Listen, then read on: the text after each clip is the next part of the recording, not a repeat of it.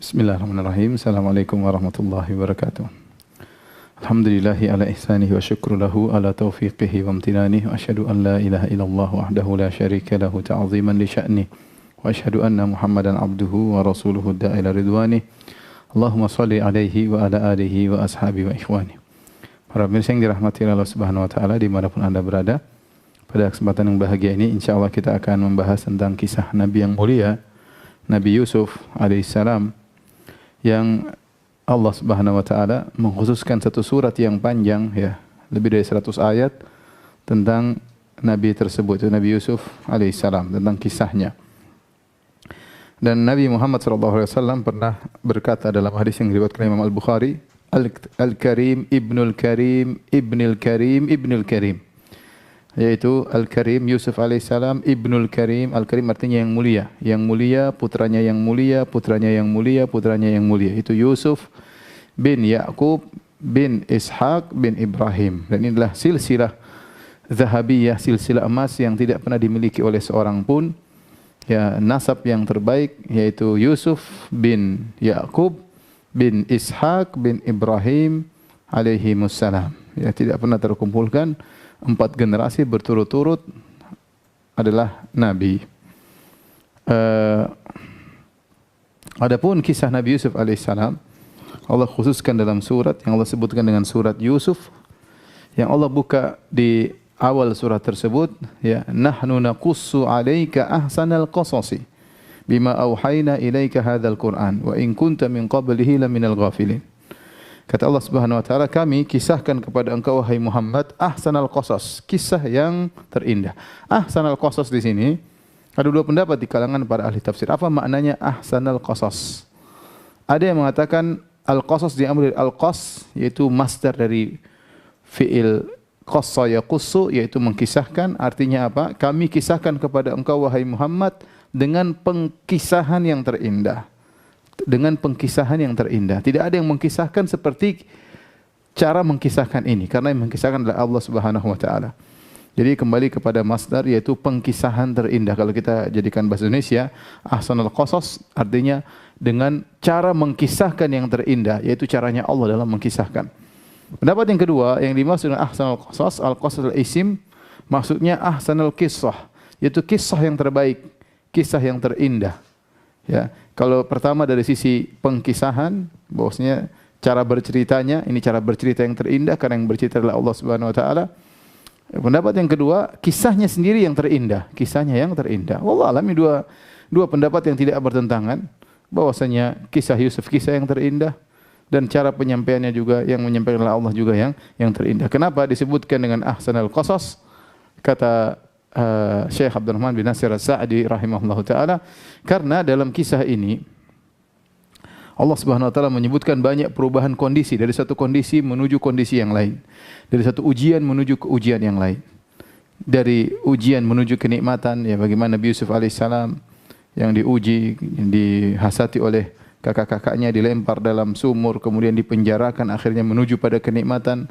Rangkaian ujian tersebut ternyata hasilnya menjadi kenikmatan, menjadi seorang penguasa di kota Mesir, bendaharawan kerajaan Mesir. Kemudian juga perubahan kondisi dari kehinaan menjadi kejayaan, ya. Tadinya Yusuf alaihissalam budak, ya, dijual oleh kakaknya sebagai budak, kemudian akhirnya menjadi penguasa, ya. Kemudian dari perpecahan menjadi perpisahan, ya. Ya, dari perpecahan dan perpisahan menjadi persatuan, ya. Bagaimana kakaknya tercerai-berai dengan Yusuf, akhirnya dipertemukan kembali oleh Allah Subhanahu wa taala. Dari mana sebelumnya Yusuf terpisah dengan ayahnya Ya'qub alaihissalam, kemudian sekian puluh tahun dikembalikan lagi oleh Allah Subhanahu wa taala.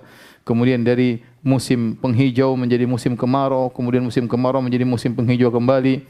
Ya, dari kemakmuran menjadi kesempitan, dari kesempitan menjadi kemakmuran, dari pengingkaran menjadi pengakuan. Sungguh ini perubahan-perubahan kondisi yang Allah sebutkan dalam surat Yusuf ini luar biasa.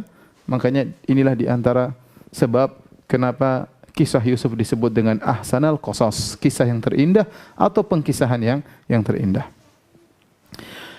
Adapun kisah Yusuf, kalau kita mau bicarakan sangat panjang lebar, kita harus mentafsirkan surat Yusuf. Tapi insya Allah saya akan punya majelis yang lain biiznillah majelis lain tentang tafsir surat Yusuf, kita akan menyampaikan dengan terperinci. Namun pada kesempatan kali ini kita ingin menyampaikan secara ringkas aja ya. Adapun Yusuf alaihissalam adalah salah seorang dari putra-putra Yakub. Sebagaimana kita jelaskan pada pertemuan kemarin, Yakub alaihissalam menikah 4 orang ya, 4 orang, yaitu di antaranya Rahil, kemudian Lea, kakaknya Rahil, kemudian dari budak-budak mereka Bilha sama Zilfa. Dari Rahil lahirlah Yusuf dan Binyamin, kakak beradik. Yusuf Binyamin, satu ayah satu ibu, saudara kandung. Adapun 10 saudaranya yang lain, maka dari 3 ibu yang lain. Dari 3 ibu yang lain. Dan Yakub alaihissalam sangat sayang kepada Binyamin dan Yusuf, terkhususnya Yusuf. Tidak disebutkan kenapa Yusuf begitu disayang oleh Yakub. Kenapa? Wallahu a'lam bishawab, karena Yusuf adalah seorang yang sangat baik, yang berakhlak mulia. Wajar seorang ayah kemudian lebih sayang kepada anaknya yang kemudian soleh, taat, itu wajar, tidak bisa dipungkiri. Sebagaimana anak-anaknya banyak, dia berusaha untuk adil dalam semuanya, tapi namanya rasa sayang tidak bisa dia miliki. Yang memiliki hati adalah Allah Subhanahu wa taala. Sebagaimana Nabi sallallahu alaihi wasallam memiliki istri 11 ya. Kemudian Nabi sallallahu alaihi wasallam berusaha tetap berbuat adil, tapi rasa sayang tidak bisa diatur oleh hati Nabi. Karena mengatur hati Nabi adalah Allah Subhanahu wa taala. Dalam hadis diriwayatkan Nabi berkata, "Allahumma hadza qasmi fima amlik, fala talumni fima tamlik wala amlik." Ya Allah, inilah pembagianku yang aku mampu, masalah nginap, jatah nginap, masalah pembagian nafkah, aku berusaha adil, ini yang aku mampu. Fala talumni, ya Allah jangan kau celah aku, fima tamlik wala amlik, pada perkara yang kau kuasai dan aku tidak menguasai. Itu masalah hati. Itu Nabi sallallahu alaihi wasallam lebih cinta kepada Aisyah daripada radhiyallahu anha daripada yang lainnya. Sama Nabi Yakub alaihissalam, dia tentu berbuat adil kepada anak-anaknya.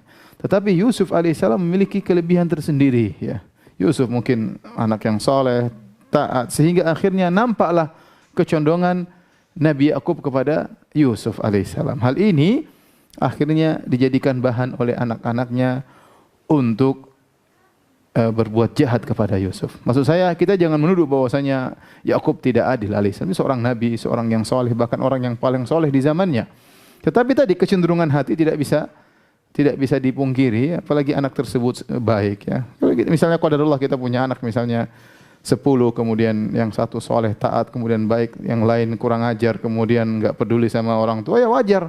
Tidak bisa kita pungkiri kecenderungan hati kepada yang baik, suatu yang wajar. Tetap berusaha untuk berbuat adil, namun saya katakan tadi kecenderungan itu tidak bisa kita pungkiri. Yang menguasai hati kita adalah Allah Subhanahu wa taala.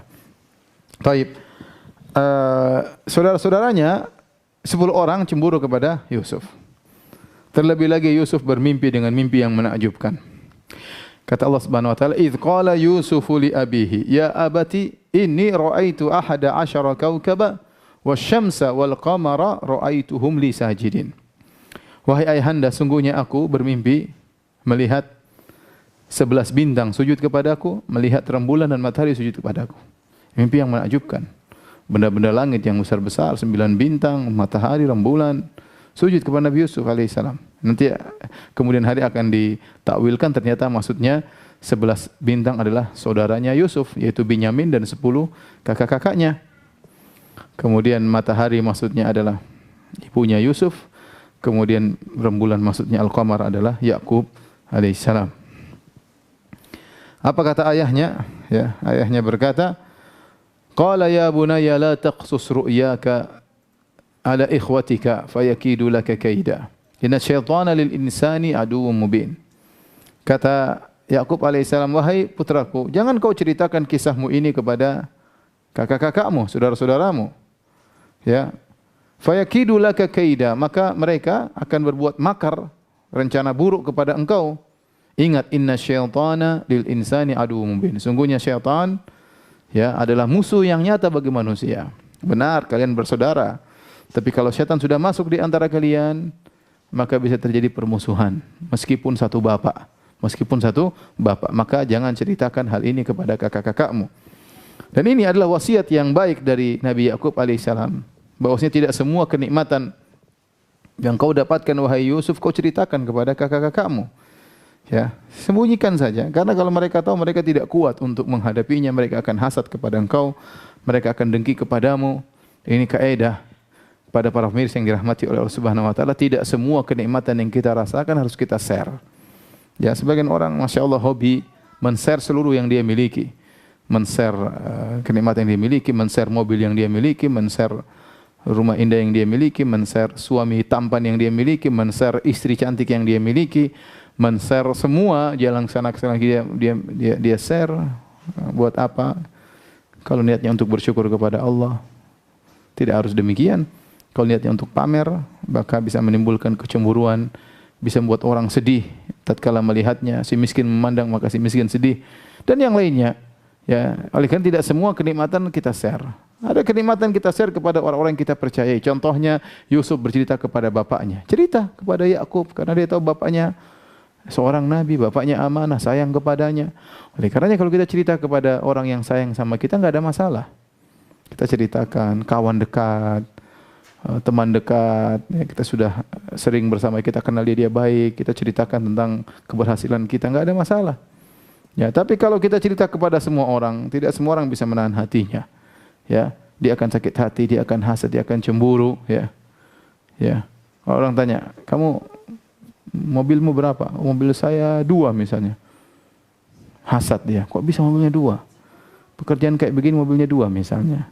Kalau tanya, kamu rumahmu ada berapa? 2. Kok bisa rumahnya 2? Hasad. Kalau bilang saya enggak punya rumah, masih ngontrak, oh kasihan, miskin, dihina. Ya, oleh karenanya kalau orang tanya kepada kita, kita jawab dengan global aja. Kita tidak kenal orang tersebut, kita jawab dengan global. Alhamdulillah, Allah saya punya tempat tinggal, alhamdulillah Allah kasih saya kenikmatan. Tidak usah kita perinci, karena terkadang perincian tersebut membuat orang tidak kuat mendengarnya. Orang bisa hasad, orang bisa dengki, dan tidak semua kelebihan yang kita miliki untuk kita share. Ya ikhwan, kita kan ingin hidup tenang. Sebagian orang memang ingin dijadikan bahan sebagai bahan komentar, ya. Makanya dia suka dengan demikian, apalagi YouTuber ya, ingin orang lihat semuanya. Ya, sudahlah, urusan mereka dengan Allah Subhanahu wa taala. Tapi maksud saya orang tidak seperti itu. Orang ya privasi dia jaga, ya, kemudian menjauhkan orang dari komentar terhadap dirinya, ya.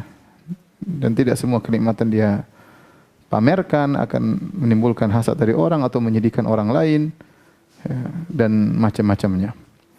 Taib. Perhatikan di sini, ternyata hasad bisa muncul dari kerabat, ya, muncul dari kerabat. Oleh karenanya para ulama mengatakan kisah ini, surat Yusuf adalah surat Makkiyah, turun di kota Mekah sebelum Nabi berhijrah ke kota Madinah. Kenapa? Seakan-akan Allah ingin mengabarkan kepada Nabi Muhammad SAW, kau jangan terlalu bersedih wahai Muhammad. Sungguhnya kerabat-kerabat memusuhimu, ommu, pamanmu, Abu Lahab memusuhimu. Kerabat-kerabatmu dari Bani Hashim juga sebagian memusuhimu. Quraisy kan Nabi Muhammad itu suku Quraisy. Suku besarmu Quraisy juga memusuhimu. Paling depan dalam memusuhimu Quraisy, padahal kalian satu rumpun. Mereka satu rumpun dengan Nabi Muhammad SAW. Seakan-akan Allah mengatakan, jangan kau sedih wahai Rasulullah SAW. Sungguhnya Nabi Yusuf alaihissalam pernah dimusuhi oleh saudara-saudaranya sebapak. Ya, sangat dekat hubungannya. Yusuf dan yang lainnya sebapak, lain ibu. Tapi ternyata hal itu tidak menghalangi syaitan untuk mengadu domba. Maka janganlah kau terlalu bersedih wahai Muhammad. Ya, sampaikan kebenaran meskipun kerabat-kerabatmu memusuhimu. Ya. Makanya Nabi Muhammad SAW sedih. Wala tahzan alaihim, kata Allah, jangan kau sedih atas mereka. Ya, Rasulullah sedih mereka tidak dapat hidayah. Mereka musuhi Nabi SAW. Rasulullah sedih, dan itu ujian tersendiri. Dimusuhi oleh suku sendiri, dimusuhi oleh Quraisy. Sama Nabi Yusuf alaihissalam dimusuhi oleh kakak-kakaknya. Ini ujian tersendiri. Ujian tersendiri. Seharusnya kakak-kakaknya menolong dia. Harusnya kakak-kakaknya bangga dengan Yusuf alaihissalam. Tapi justru malah memusuhinya, bahkan buat makar kepadanya. Ya.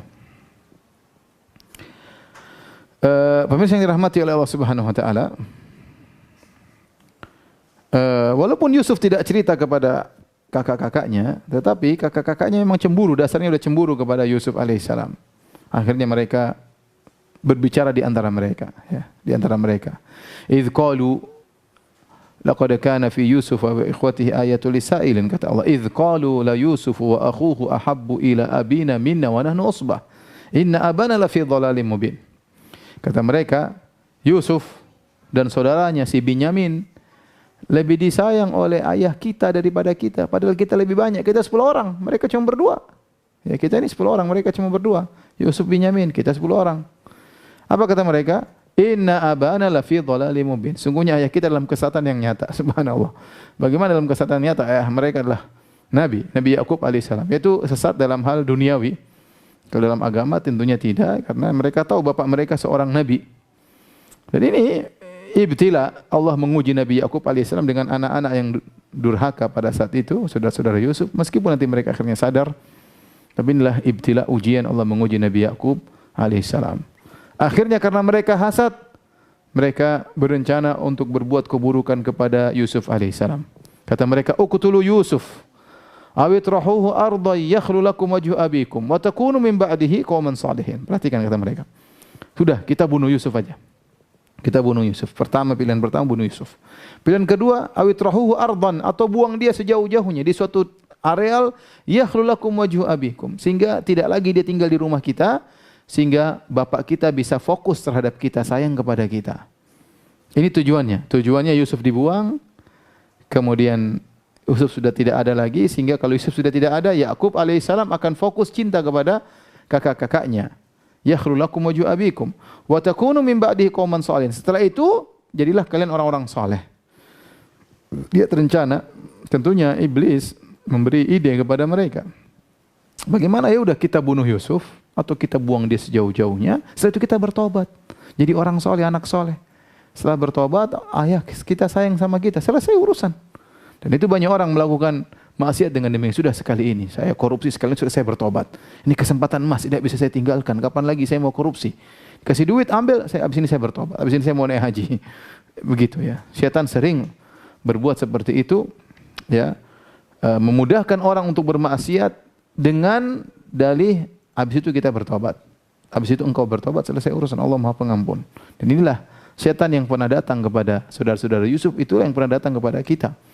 Yang menyuruh kita untuk bermaksiat setelah kita bertobat. Ya, sekali ini aja, dua kali ini aja, tiga kali ini aja, empat kali ini aja, terus Allah Maha Pengampun. Akhirnya kita mudah bermaksiat dan kita melakukan apa yang kita lakukan.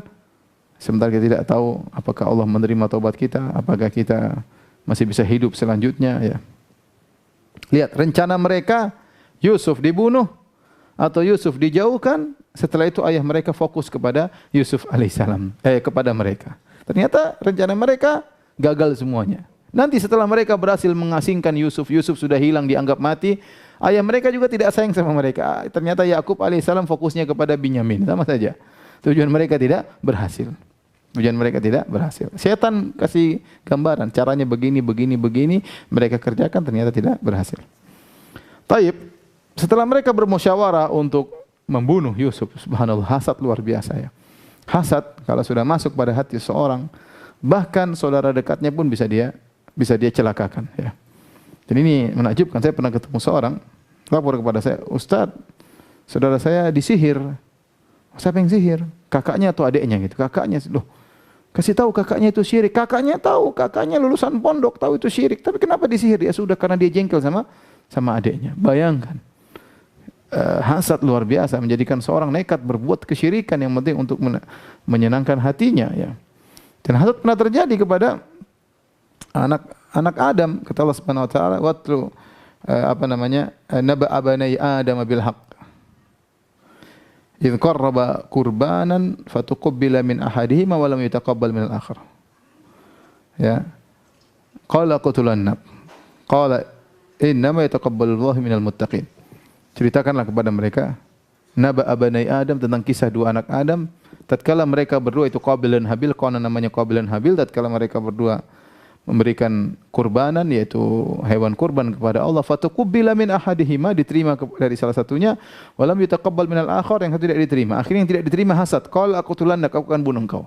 Ternyata hasad menjadikan seorang bisa membunuh saudaranya sendiri. Dan lihatlah 10 orang ini ternyata berencana untuk membunuh Yusuf. Mereka rencanakan gimana kita bunuh Yusuf, tapi di antara 10 orang tersebut ternyata ada yang baik ya. Binyamin tidak ikut dalam rapat tersebut karena Binyamin satu rumpun sama Yusuf, sehingga tidak diajak musyawarah oleh kakak-kakaknya. Karena Binyamin tentu membela Yusuf alaihissalam. Kata Allah Subhanahu wa taala, qala qailun minhum la taqtulu Yusuf. Salah seorang dari mereka berkata, janganlah kalian bunuh Yusuf. Wa alquhu fi ghayabatil jubbi. Sudah cukup lemparkan saja dalam sumur. Yaltaqitu ba'dhu sayyaran, nanti ada orang yang musafir ngambilin dia. In kuntum fa'ilin. Kalau kalian benar-benar ingin berbuat buruk kepada Yusuf, jangan dibunuh. Itu adik kita. Sudah lempar aja di sumur, nanti diambil oleh para musafirin. Kan tujuan kita yang penting dia jauh, tidak di depan mata ayah kita lagi. Kalau dia sudah enggak ada, ya kita fokus sama kita. Sudah, enggak usah dibunuh, yang penting tujuan tercapai. Ini yang terbaik di antara mereka. Ini orang yang terbaik di antara 10 orang tersebut.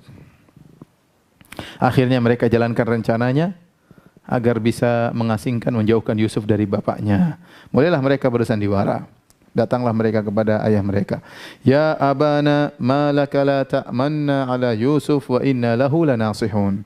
Wahai ayahanda, wahai ayah kami, kenapa engkau tidak percaya kepada kami untuk urusan Yusuf?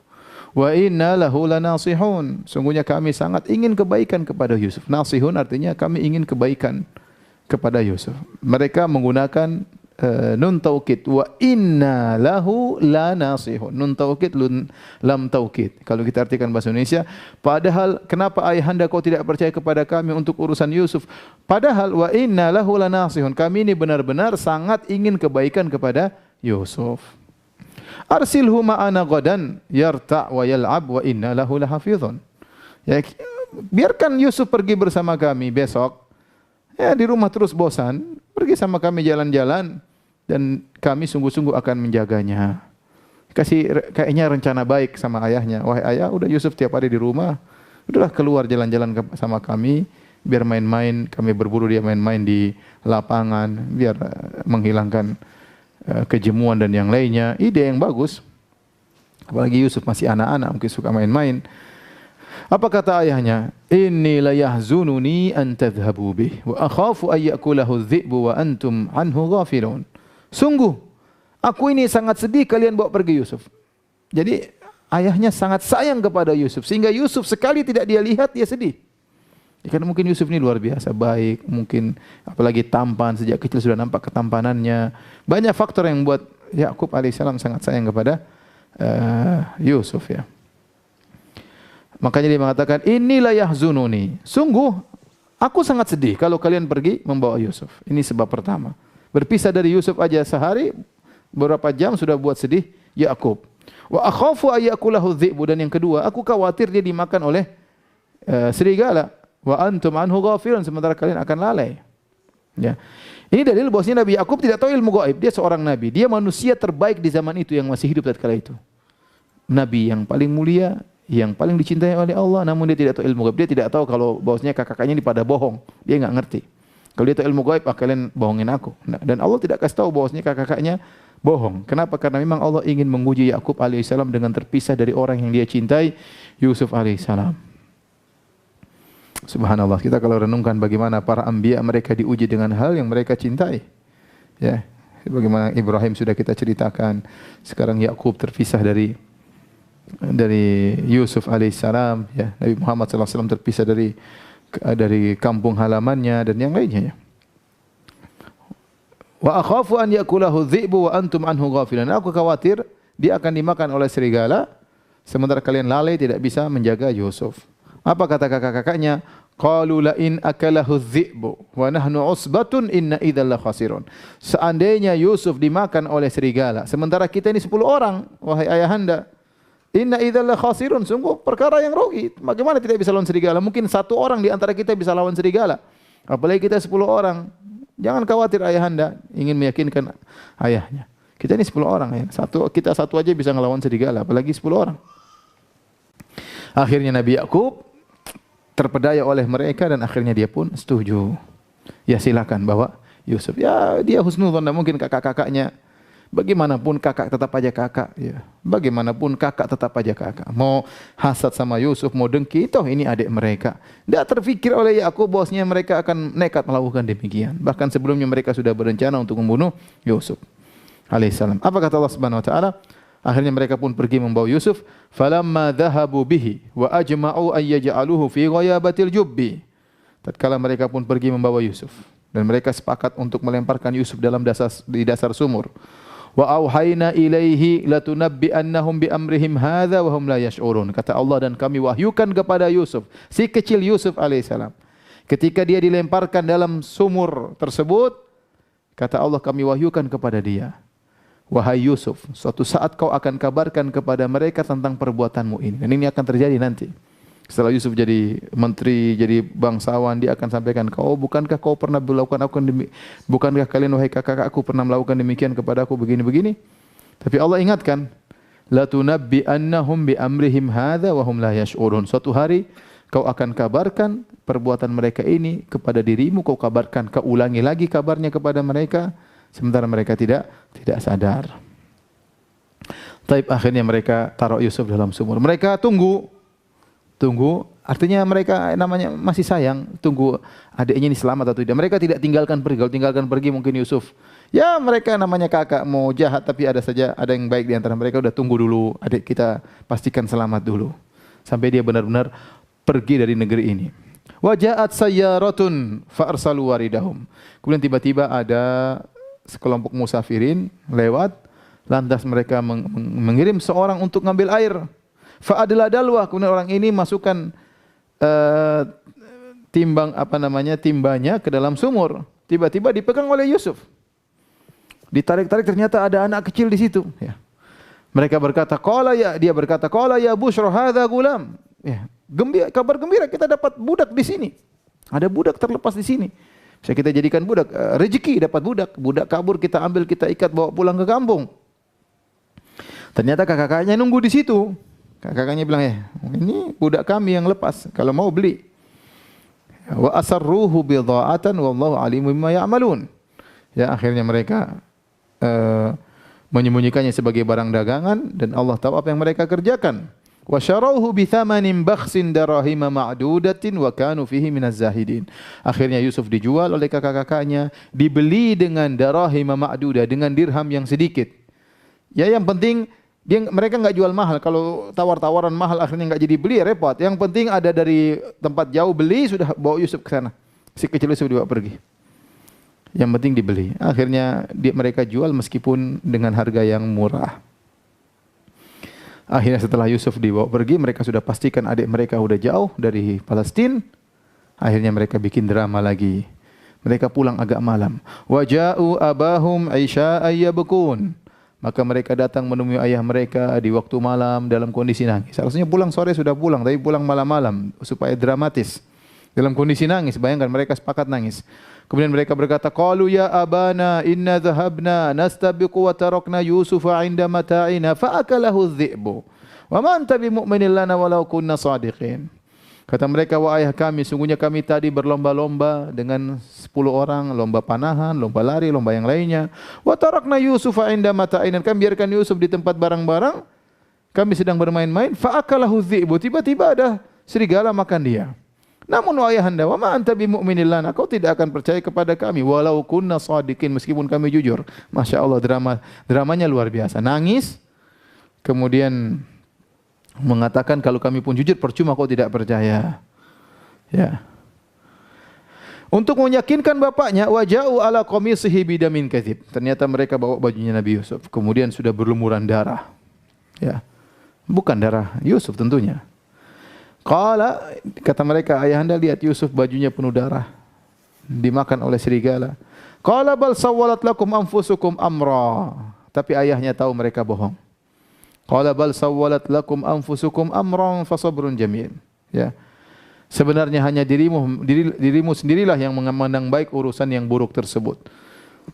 Fasabrun jamil, tetapi saya hanya bisa sabar dengan sabar yang indah. Wallahul musta'anu ala ma tasifun. Allah saja, kepada Allah lah aku mohon pertolongan atas apa yang kalian ceritakan. Artinya ayahnya tidak percaya. Ayahnya tidak percaya dengan tangisan mereka, ya. Ya, ayahnya tidak percaya dengan tangisan mereka. Ayahnya tidak percaya dengan baju yang berlumuran darah, ya. Semuanya di mata ayahnya adalah kedustaan. Kenapa Yakub tidak tahu ilmu gaib? Tadi kita jelaskan Yakub tidak tahu apa yang terjadi, tidak tahu bahwasanya kakak-kakaknya bakalan ngibulin bapaknya, ya. Namun kenapa dia bisa mengatakan bahwasanya kakak-kakak ini berdusta? Ada dua sebab. Pertama, mereka mengatakan bahwasanya Yusuf sudah mati, dimakan oleh serigala. Ya. Yakub menolak berita tersebut. Kenapa? Karena Yusuf sudah cerita bahwasanya akan terjadi suatu kejadian di mana matahari, rembulan dan 11 bintang sujud kepadanya. Artinya dia akan hidup dan bapaknya suatu saat akan sujud kepadanya suatu saat di kemudian hari. Dan itu belum terjadi. Bagaimana kemudian dikatakan sekarang dia sudah mati sementara mimpi tersebut mimpi yang menunjukkan masa depan. Oleh karenanya Yakub mengatakan ini bohong karena Yusuf enggak mati. Karena dia pernah bercerita bahwasanya ada rembulan, matahari dan 11 bintang sujud kepadanya. Ini yang pertama. Yang kedua dilihat dari indikasi kebohongan apa dari baju yang dibawa, bukti yang dibawa. Ternyata baju disebutkan bahwasanya baju Nabi Yusuf tersebut ternyata penuh darah namun tidak terkoyak-koyak. Dan ini indikasi kebohongan. Kalau namanya serigala, tidak mungkin dia makan kecuali baju terkoyak-koyak, robek-robek. Jadi mereka sudah berusaha bohong, tapi miss. Ada satu kesalahan mereka. Baju Nabi Yusuf tidak mereka robek-robek. Jadi ini tanda bahwasanya mereka bohong. Ya, ya. Jadi apa namanya? Mereka mengkambing hitamkan serigala. Mereka mengkambing hitamkan serigala. Serigala yang dituduh. Padahal bara'atu dhi'bi min dami Yusuf ya. Serigala berlepas diri dari darahnya Yusuf. Ya ada tulisan makalah demikian bara'atu dhi'bi min dami Yusuf. Serigala berlepas diri dari darah Yusuf. Artinya dia dituduh oleh kakak-kakaknya membunuh Yusuf padahal bukan dia yang membunuh. Tapi Nabi Yakub alaihissalam tahu anak-anaknya ini bohong, tapi dia tidak mencela, tidak maki, tidak marah-marah. Dia hanya mengatakan fasobrun jamil. Subhanallah. Ayah yang luar biasa yang sangat sabar. Dikerjain sama anak-anaknya, dipisahkan dari anak yang paling dia cintai. Ini tingkat durhaka yang luar biasa oleh anak-anaknya. Tapi apa kata Nabi Yakub? Fasabrun jamil. Wallahul musta'anu ala ma tasifun. Hanya kepada Allah aku mohon pertolongan atas kebohongan yang kalian lakukan. Fasabrun jamil. Nah, apa yang dimaksud dengan sabrun jamil? Dalam Al-Qur'an Allah sebutkan sabrun jamil, hajran jamila, hajrun jamil, kemudian as-safhul jamil. 3. Sabrun jamil, hajrul jamil sama as-safhul jamil. Allah sebutkan dalam Al-Qur'an. Ya. Wahjurhum hajran jamila. Fasfahis safhal jamil. Yang pertama sabrun jamil, sabar yang indah, berarti ada sabar yang kurang indah. Sabar yang indah itu apa? Sabar yang tidak disertai dengan mengeluh kepada manusia. Seorang yang disebut sabrun jamil, dia sabar, dia hanya mengeluh kepada Allah. Artinya dia berdoa, hanya berdoa kepada Allah, menceritakan penderitaannya kepada Allah, minta solusi dari Allah. Itu namanya sabrun jamil. Adapun orang yang sabar tapi kemudian dia cerita sama orang, curhat sama orang, itu bukan sabrun jamil. Bukan sabrun jamil. Dia curhat kepada orang tentang penderitaan yang dia rasakan. Kata para ulama, seakan-akan dia mencurhatkan Allah kepada orang ini. Seakan-akan dia mengatakan, aduh Allah ini nakdirkan saya enggak benar. Jadi orang kalau curhat hati-hati ya. Seorang kalau ingin sabrun jamil, sudah. Dia bukan, kalaupun cerita sama orang bukan dalam rangka untuk mengeluh tentang kondisinya, tapi dalam rangka mencari solusi, enggak ada masalah. Ya, seorang datang, misalnya Ustaz suami saya begini-begini, tapi waduh kenapa saya seperti ini, kenapa Allah mentakdirkan demikian, itu enggak boleh, haram hukumnya. Tapi sabrun jamil adalah kesabaran yang tidak disertai dengan curhat kepada orang lain. Ini yang terindah. Makanya Nabi Yakub alaihissalam, sebagaimana akan kita datang ayatnya, dia mengatakan innama ashku bathi wa huzni ila Allah. Sebagaimana kita singgung pada 2 hari yang lalu, dia mengatakan sesungguhnya aku hanya mengadukan kesedihanku dan penderitaanku hanya kepada Allah Subhanahu wa taala. Itulah sabrun jamil. Tapi yang kedua hajran jamil. Hajrun jamil. Wahjurhum hajran jamila. Dan tinggalkanlah mereka dengan peninggalan yang baik. Maksudnya apa? Seorang meninggal, ada masalah dia dengan orang. Dia berusaha meninggalkan orang tersebut dengan cara yang baik. Kita mungkin tidak cocok sama orang lain, tidak harus kita ribut dengan dia. Ini kaidah dalam kehidupan. Kita enggak suka sama orang, kita pernah berkongsi sama dia dalam pekerjaan, dalam dakwah mungkin, dalam yayasan. Kita enggak cocok sama dia, tidak harus kita ribut baru pecah kongsi dalam kondisi ribut. Kita bisa meninggalkan dengan cara yang baik. Itu namanya hajran jamilan dan itu akhlak yang mulia. Ya sudah, kita mundur bertahap, mundur pelan-pelan, kemudian kita bilang dengan alasan yang baik, kemudian kita tinggalkan. Contoh, kita dalam grup WhatsApp.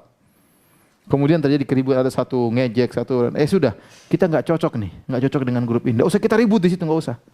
Tinggalkan dengan cara yang baik. Ada saat yang tepat kita bilang Assalamualaikum warahmatullahi wabarakatuh. Alhamdulillah begini. Saya kondisi sibuk dan macam-macam.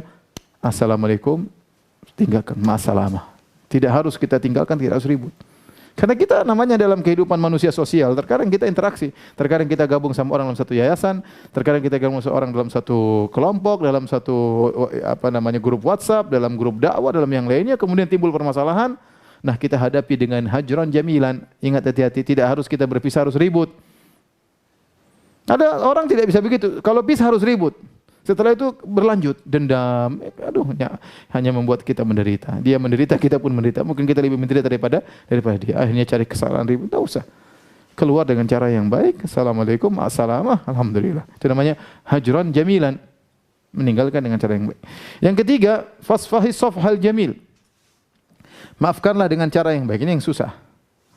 Sebanyak orang memaafkan tapi dia menggerutu, mencela dan yang lainnya.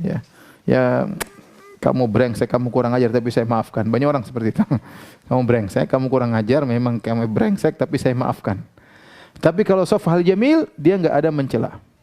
Dan itu nanti dipraktikkan oleh Yusuf alaihissalam. La tathriba alaikumul yaum. Nanti akan sampaikan dia mengatakan kepada saudara-saudaranya, tidak ada celaan kepada kalian. Memaafkan tanpa mencela itu berat, tapi itu ibadah. Jadi saya kata ini semua ibadah. Sabrun jamil ibadah. Hajrun jamil ibadah. Meninggalkan tanpa ribut ibadah. Antum kira bukan cuma dapat kemaslahatan duniawi, tidak. Itu ibadah. Orang Allah yang suruh. Allah yang suruh. Safal jamil meninggalkan, memaafkan tanpa mencela juga ibadah. Kita nasihati boleh. Ya akhi, ente begini lain kali jangan begini. Tapi ente kurang ajar, ente brengsek, ente ternyata busuk, ente ternyata licik, ente ternyata kecut, ente ternyata asem. Repot kalau begitu. Itu namanya bukan safal jamil. Safal jamil kita nasihati oke, tidak usah mencela, kita maafkan. Itu ibadah. Ya, Allah perintahkan. Inilah 3 akhlak mulia. Sabrun jamil, hajrun jamil sama safhun jamil, maafkan yang indah. Taib. Akhirnya Yusuf alaihissalam, si kecil Yusuf dijual, akhirnya dibelilah oleh seorang menteri di negeri Mesir yang memiliki seorang istri yang cantik jelita yang konon namanya Zulaikha. Tidak ada hadis yang sahih yang menyebutkan namanya Zulaikha, tapi orang menyebutnya Zulaikha. Kita menyebut saja Zulaikha untuk memudahkan. Tapi sebenarnya kita mengatakan Imra'atul Aziz, istrinya sang menteri. Ya. Ketika dibeli oleh mereka, apa kata sang menteri? Asa an yanfa'ana aw nattakhidahu walada. Semoga ini anak, budak ini kita beli, semoga bermanfaat bagi kita di kemudian hari atau kita jadikan anak angkat. Ini menunjukkan bahwasanya Yusuf kecil, masih kecil waktu dibuang ya. Dibuang dan dibeli oleh mereka. Subhanallah, kebetulan mereka tidak punya anak. Mereka berniat untuk mengangkat Yusuf sebagai anak mereka. Akhirnya Yusuf alaihissalam tumbuh berkembang di rumah tersebut. Subhanallah, dia menjadi seorang laki-laki yang sangat tampan. Tampannya tidak wajar. Tampannya tidak wajar, ya.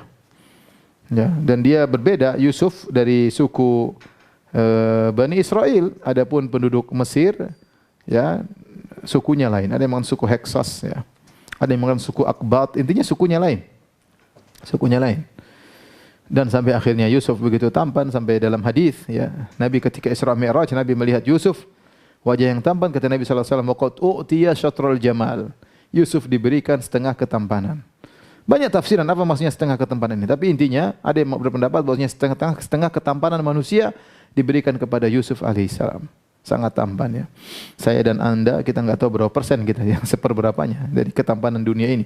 Tapi Yusuf alaihissalam bayangkan setengah ketampanan untuk Nabi Yusuf alaihissalam. Salah satu tafsiran ulama syatrul jamal yaitu diberikan setengah ketampanan. Tampannya luar biasa.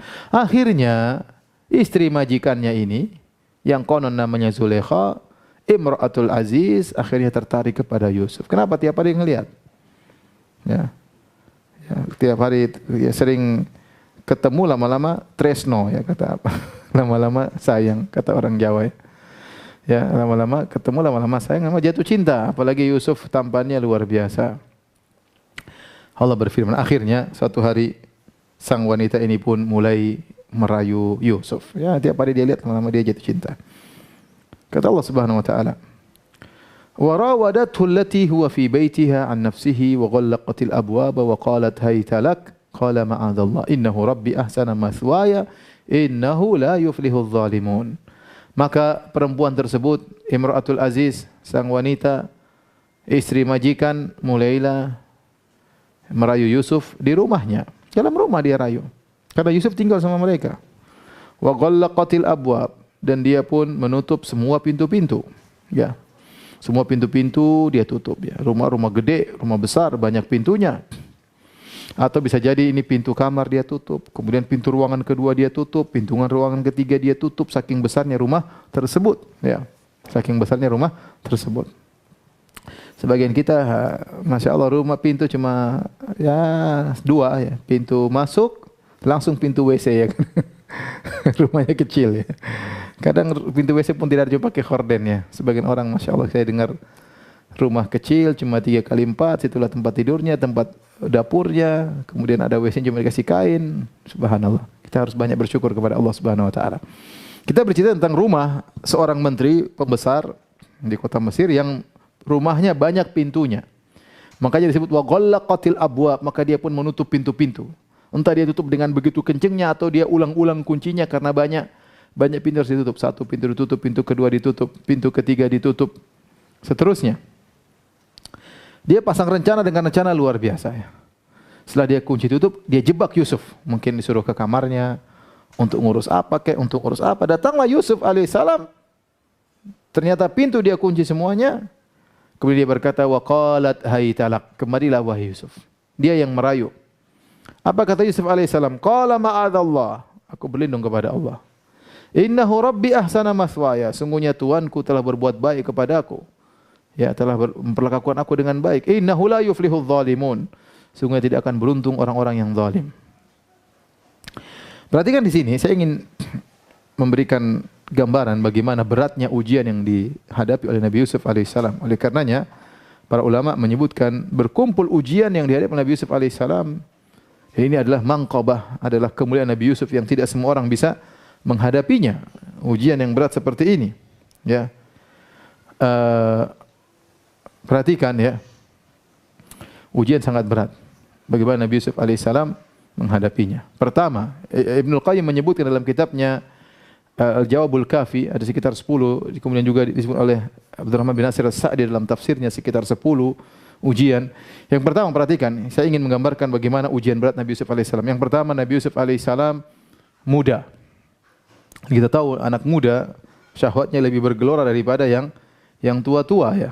Ya, kecuali tua-tua keladi ya. Namun asalnya yang muda lebih bergelora. Oleh karenanya kalau yang muda berzina dengan yang tua berzina, dosanya lebih besar yang tua berzina. Sama-sama dosa besar, tapi yang tua berzina dosanya lebih besar. Waliyadzubillah, ada orang seperti itu, sudah tua masih berzina. Kenapa? Karena faktor dia untuk bermaksiat kecil, lebih kecil. Dia sudah tua. Ya. Makanya sebagaimana pernah saya sampaikan pada pertemuan sebelumnya, kata Nabi SAW,